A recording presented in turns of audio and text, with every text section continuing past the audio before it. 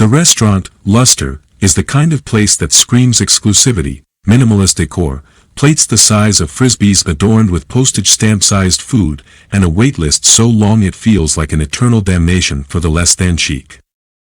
I'd waited 6 weeks for this reservation, an eternity by New York Post standards, and tonight, I was going to devour the experience, both metaphorically and, if necessary, literally.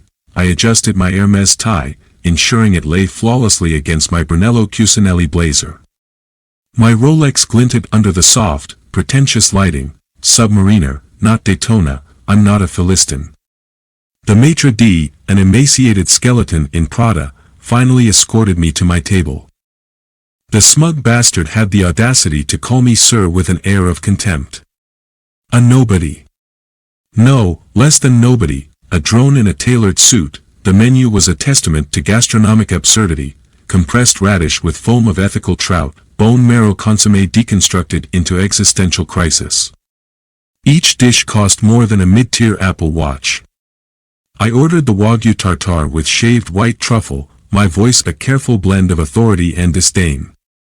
And bring it quickly, I snapped. Time is money, and I'm hemorrhaging. The couple seated beside me, a man wearing what I can only describe as a knockoff Patek Philippe and a woman swathed in counterfeit Chanel, was prattling about their adopted rescue greyhound. The man's laugh grated like sandpaper on silk. I imagined it gurgling into silence as my steak knife found his carotid artery. I smiled, sipping my Dom Perignon. My dish arrived, a perfectly sculpted mound of raw meat, quivering under its gilded truffle crown. I photographed it immediately, ensuring the angle captured my Audemars Piguet cufflinks. Instagram would adore this. As I raised my fork, the man next to me dared to cough. A wet, phlegmy explosion of bacteria into my sacred bubble of opulence. My temple. Excuse me, I hissed, leaning toward him with a smile that could cut glass. Would you mind not expelling your proletarian germs? He laughed nervously. A mistake.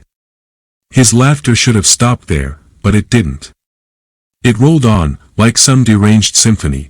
Before I could stop myself, my hand closed around my steak knife.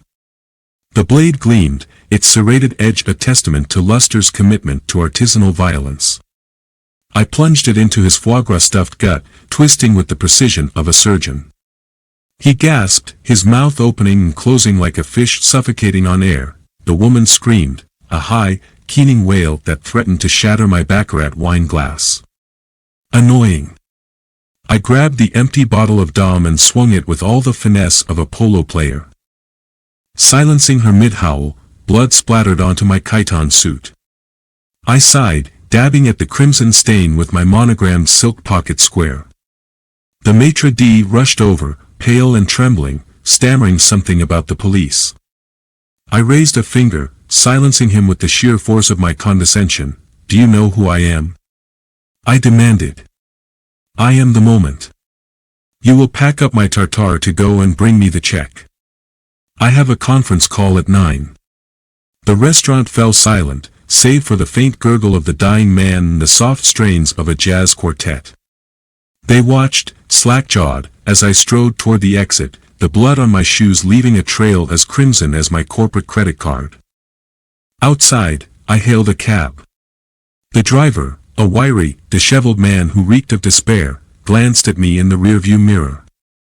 Rough night? He asked. I smiled at him. A shark smile, you have no idea. The cab ride was uneventful, at least for the first 5 minutes. The driver couldn't stop clearing his throat, a grating sound that burrowed into my skull like a poorly mixed track at a pretentious nightclub. I stared out the window, trying to ignore it, watching the city lights smear into streaks of gold. He coughed for the 4th time. I snapped. Pull over, I said, my tone clipped. He hesitated, glancing at me in the mirror. What for?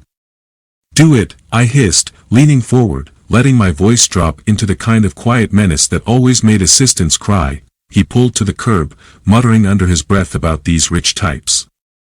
As he shifted into park, I slipped the strap of my leather duffel bag over my wrist and swung it with all the force of someone tired of mediocrity.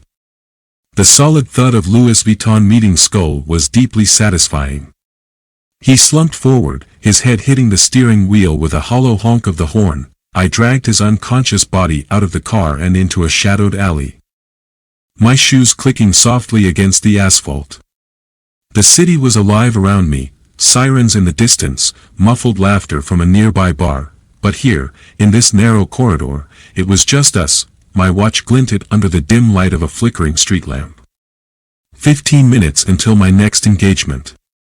Plenty of time, the man groaned, stirring, so I crouched beside him, pulling a paring knife from my bag. It was small but wickedly sharp, its blade honed to an edge that could shave truffles, or flesh, with equal precision. Let's talk about etiquette, I murmured, dragging the blade lightly along his cheek. When a passenger says pull over, you pull over without questioning them. It's called respect. Do you understand? He whimpered, his eyes rolling in panic. Blood trickled from the shallow cut, a single crimson tear sliding down his face. I'll take that as a yes. I pressed the blade into his neck, watching his pulse flutter against the steel. A quick, clean slice, and his struggling stopped. The alley smelled like piss and copper. I stepped back, careful to avoid the spreading pool of blood. The cab was still idling, so I climbed into the driver's seat and drove the last few blocks to my townhouse. I abandoned the vehicle outside, leaving the engine running and the driver cooling in the alley. Someone else could deal with him. Inside, the air smelled of lavender and leather. My housekeeper knew better than to let any other scent contaminate my sanctuary. I stripped off my stained suit, tossing it into a bag for discreet disposal, and changed into a new ensemble, Loro Piana slacks, a crisp Tom Ford shirt, and a vintage Cartier watch. I had just poured myself a glass of Chateau Margaux when my phone buzzed. A message from Vanessa, my date for the evening, running late. Be there in 10. Perfect. It gave me time to prepare. Vanessa was the kind of woman who collected designer handbags like others collected stamps. Beautiful, vapid, and easily impressed, a dangerous combination. When she arrived, all wide eyes and red lips, I ushered her into the dining room, where a charcuterie board awaited, its contents carefully curated to suggest refinement without effort. This is incredible, she gushed, running a manicured finger along the rim of her wine glass. I smiled. Only the best. She didn't notice the faint tremor in my hands as I poured her a second glass. Didn't question the sharp, metallic tang of the wine. She just sipped and smiled and let herself sink deeper into the web I was weaving. When her head began to loll, her words slurring, I caught her before she could fall, cradling her like a child. Vanessa, Vanessa, I murmured. Didn't anyone ever tell you not to trust a stranger's hospitality? She looked at me, confusion flickering behind her glassy eyes, but it didn't last. Her breathing slowed, then stopped altogether. I carried her to the basement, where my tools awaited. The room was immaculate, everything in its place, from the bone saws to the industrial-strength plastic sheeting. I laid her out on the stainless steel table, her lifeless form illuminated by the harsh fluorescent light. This wasn't mere worked, slicing and arranging. The absurdity of it all struck me. Here I was, in my $5 million townhouse, using knives worth more than most people's cars to disassemble a woman who'd probably Instagrammed her last meal. The juxtaposition was almost poetic. Hours later, I stood back to admire my work. The table was a masterpiece of form and function, a grotesque tableau that no one would ever see. Not that it mattered. This wasn't for anyone else. It was for me. Outside, the city hummed on, oblivious. I poured another glass of wine, leaning against the counter, and allowed myself a small, satisfied smile. Tomorrow was another day, another reservation, another masterpiece waiting to happen. The next day began like any other, an oat milk latte at the cafe downstairs, my AirPods in, the perfect soundtrack of ambient jazz insulating me from the grating sounds of humanity.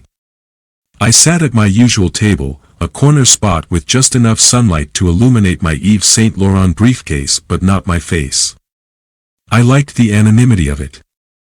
I liked being able to watch them without being watched, the couple at the table next to mine was the worst kind of cliché, a pair of influencers taking endless photos of their avocado toast.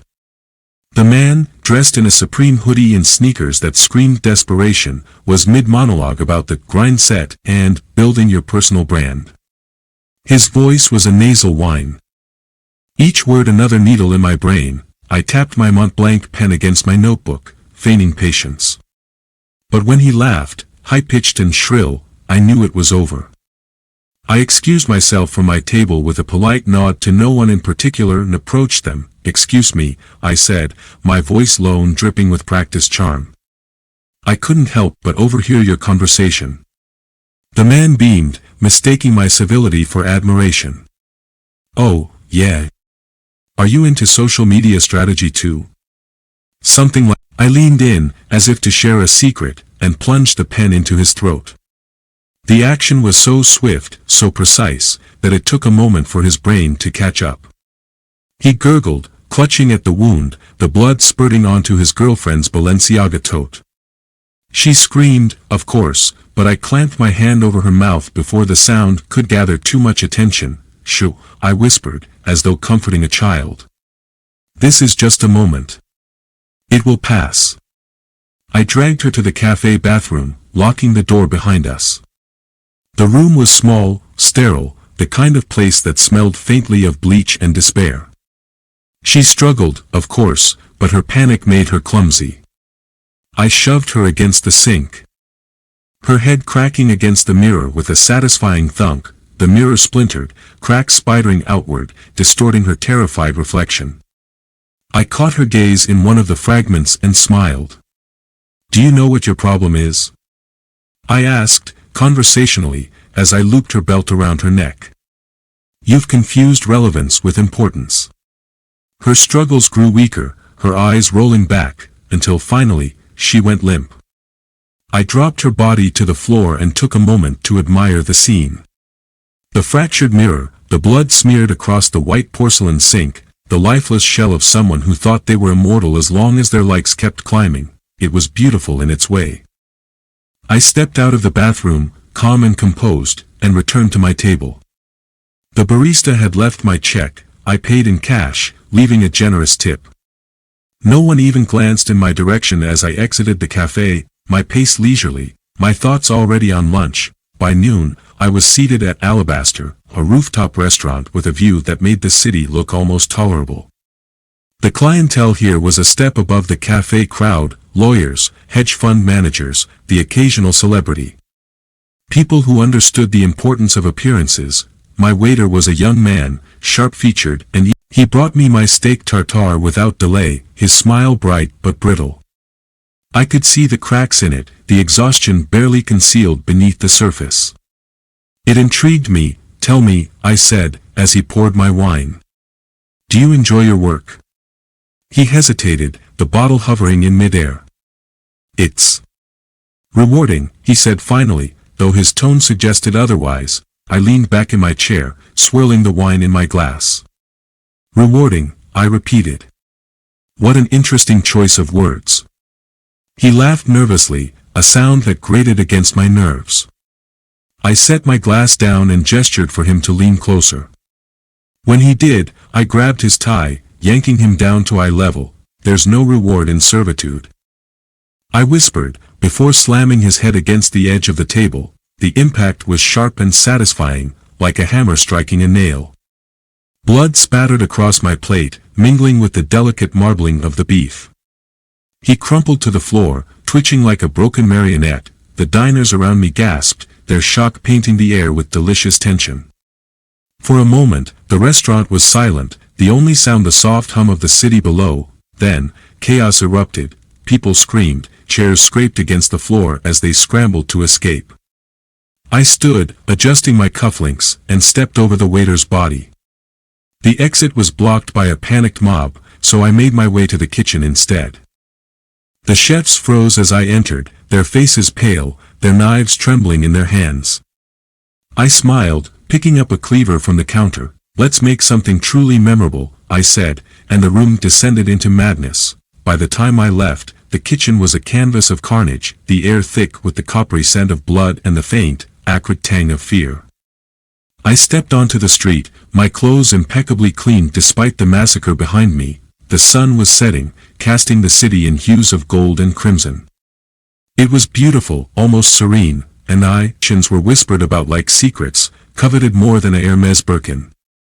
Naturally, I had mine framed on my marble credenza, a flex I knew no one would ever see but relished anyway. The restaurant itself was a temple to excess, polished obsidian walls, chandeliers dripping with Swarovski crystals, and a menu that promised a sensory journey beyond taste. The air hummed with exclusivity. Everyone here was someone, or at least someone trying desperately to convince themselves they were. I took my seat at the chef's table, a private enclave where the elite gathered to watch culinary miracles unfold. Tonight's spectacle was a 12-course degustation by a Michelin-starred chef who, judging by his frantic energy, hadn't slept in days. The first course arrived, a single quail egg perched on a shard of Himalayan salt, garnished with edible gold leaf. The diners around me cooed appreciatively, their collective awe vibrating with desperation. I stared at the plate, unimpressed, before glancing at the chef. His face was slick with sweat, his hands trembling slightly as he adjusted the plating on another dish. "Excuse me," I said, raising my voice just enough to command attention. "Is this supposed to be revolutionary?" The room went silent. The chef froze, his eyes darting toward me like a cornered animal. "Don't bother," I interrupted, rising from my seat. "It's derivative." I grabbed the knife from his station, a gleaming Japanese blade with a handle carved from ebony. It felt perfect in my hand. Without hesitation, I plunged it into his shoulder, twisting it slightly as I leaned in close. "You're not just feeding us food," I whispered, my tone almost tender. "You're feeding us identity." "And this?" I gestured to the quail egg with my free hand. "This is a lie." He screamed, the sound high-pitched and raw, as the diners erupted into chaos. Plates shattered, chairs toppled, and the room became a symphony of panic. I pulled the knife free, blood spurting onto the pristine white of my Brioni blazer, and turned to face the crowd. "Ladies and gentlemen," I said, raising my voice above the din. "Tonight, we dine on truth." The sous chef tried to intervene, lunging at me with a rolling pin, but I sidestepped him easily. A quick slash across his thigh sent him crashing to the floor, his screams harmonizing beautifully with the cacophony around us. The diners scattered, their designer heels slipping on the blood-slick floor. I followed them leisurely, the knife still warm in my hand. A woman in a sequin gown tripped, landing hard on her knees. She looked up at me, her mascara streaked with tears. "Please," she sobbed. "I'll give you anything." "Anything?" I repeated, crouching beside her. "What could you possibly have that I want?" She didn't answer, just whimpered as I dragged the blade lightly along her collarbone. The sequins caught the light, glittering like stars against the spreading stain of red. I left her there, crumpled and sobbing, and moved on to the next target. A man in a tailored suit was trying to climb over the bar, his polished loafers slipping on the counter. I yanked him down by his ankle, his head hitting the edge with a satisfying crack. "You look like a finance guy," I said, as he groaned in pain. "Tell me, how does it feel to be utterly powerless?" He mumbled something incoherent, blood pooling beneath his head, but I wasn't really listening. I pressed the blade to his throat, applying just enough pressure to draw a thin line of blood. "Don't worry," I said softly. "This is just the beginning." By the time I stepped out of the restaurant, the chaos inside had reached its crescendo. The flames licking at the windows painted the night in shades of orange and black, the smoke curling upward like an hot room was every bit the caricature of exclusivity it pretended not to be. Its entrance was hidden behind an unmarked door in a graffiti-covered alley, a deliberate attempt at anti-establishment chic. Inside, the air was thick with pretension, dim lighting, walls draped in crimson velvet, and a playlist curated to feel edgy but safe. The patrons were the usual blend of tech moguls, trust fund parasites, and wannabe avant-garde artists. I stepped inside, my Tom Ford coat impeccable despite the events of the evening. The hostess, a porcelain doll of a woman with dead eyes and perfect teeth, smiled as though she'd been programmed to do so. "Your table is ready," she said. Not bothering to check a list, of course it was. The table was in the center of the room, a spotlight illuminating the crystal decanter of wine already waiting for me. I sat down, observing the crowd with clinical detachment. They were all so loud, their laughter forced, their conversations vapid. Beneath their curated exteriors, I could see the truth, desperation, fear, and the gnawing emptiness they tried to drown in overpriced cocktails. The waiter approached, his steps hesitant. He placed a menu in front of me with trembling hands. I didn't bother opening it. "Bring me your chef," I said, my tone calm but firm. The waiter blinked, confused. "I'm sorry, sir." "Your chef," I repeated. "I'd like to meet the artist behind this experience." He nodded quickly, scurrying off like a mouse who'd caught the scent of a predator. I sipped my wine, letting the liquid linger on my tongue. It was exquisite, of course, but I barely tasted it. My attention was on the couple at the table next to mine. They were young, beautiful in a way that suggested effort rather than nature. She wore a dress that clung to her like a second skin, and he had the air of someone who spent more time in the gym than in conversation. They were laughing at something on his phone, oblivious to over, my voice cutting through their bubble of self-absorption. "Is it funny?" I asked, gesturing to the screen. The man glanced at me, his smile fading. Yeah. Just a meme." "Meme," I repeated, as though tasting the word. "How fascinating." I reached across the table, grabbing his phone before he could react. The screen displayed an image of a cartoon dog surrounded by flames, the caption reading "This is fine." I laughed, genuinely amused. "How apropos." He reached for the phone, but I smashed it against the edge of the table, the screen splintering like glass underfoot. Before he could protest, I drove one of the shards into his hand, pinning it to the table. His scream cut through the room, silencing the chatter like a record scratch. His date gasped, her perfectly sculpted features twisting in horror. I turned to her, tilting my head. "Don't worry, darling. You're next." Before she could move, I grabbed her by the wrist, twisting it until I heard the satisfying crack of bone. She shrieked, clutching her arm as tears streamed down her face. The patrons around us froze, their expressions a mix of fear and disbelief. "Go on," I said, addressing the room. "Someone call security. Call the police. Call anyone. Let's see how long it takes them to care." No one moved. The chef arrived then, a wiry man in his 50s with a face like parchment paper and eyes that betrayed a lifetime of exhaustion. He took one look at the scene and paled. "Is there a problem?" He stammered. "On the contrary," I said, standing. "I'm here to collaborate." I grabbed a carving knife from a nearby table, its blade catching the light like a promise. The chef took a step back, his hands raised in surrender. "Please," he whispered. I lunged, slicing through his apron and into the flesh beneath. He crumpled to the floor, blood pooling around him as the room erupted into chaos. Chairs overturned, glass, and the patrons stampeded toward the exit like animals fleeing a fire, but not all of them escaped. The screams were symphonic, each one a note in a composition of terror. I moved through the room with purpose, my blade painting the walls in crimson strokes. A woman tried to hide behind the bar, but I dragged her out by her hair, her designer heels kicking uselessly against the floor. "This," I said, pressing the knife to her throat, "is the true bleeding edge." She sobbed, her mascara running in rivers down her cheeks. I let her go, just to see how far she'd crawl before collapsing in despair. By the time the room was silent, the velvet room looked like a grotesque art installation. Bodies lay strewn across the floor, their once pristine outfits now soaked in red. The air was thick with the metallic tang of blood and the acrid stench of fear. I stood in the center, my knife dangling loosely from my hand, and surveyed my masterpiece. The door creaked open behind me, and I turned to see a shadowy figure step inside. They moved with an eerie calm, their face obscured by the dim light. "Impressive," they said, their voice low and velvety. I smiled, my heart racing with a mix of anticipation and exhilaration. And you are? The figure stepped closer, the sound of their footsteps echoing in the stillness. Let's just say, they murmured, I've been watching you for a very long time. The room seemed to tilt, the weight of their words sinking into me like a blade.